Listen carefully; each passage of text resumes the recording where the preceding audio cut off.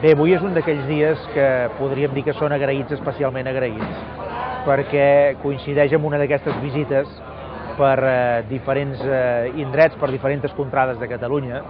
Avui concretament he estat a Tortosa i he estat també a l'Ametlla de Mar.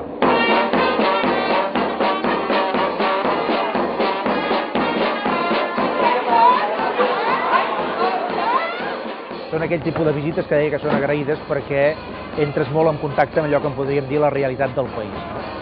Fins i tot més que la realitat, l'ànima del país. Per exemple, a Tortosa he estat no només amb l'alcalde i amb alguns regidors i regidores, sinó sobretot a la part, diguem-ne, de la catedral.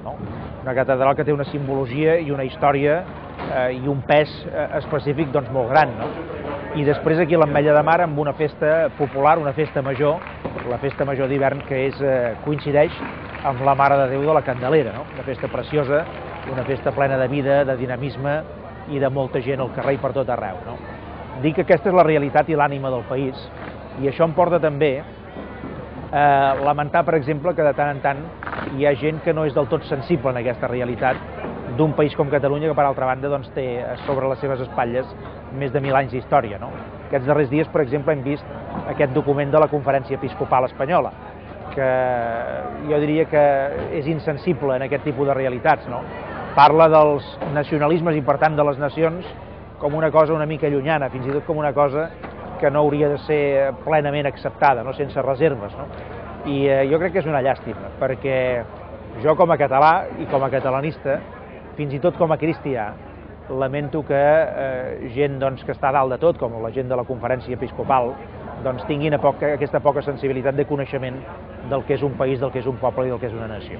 Jo crec que si es trepitja aquest país i s'entra en contacte amb la seva gent, doncs aleshores això ho entens molt millor. I per tant és el que jo procuro fer des de fa molts anys.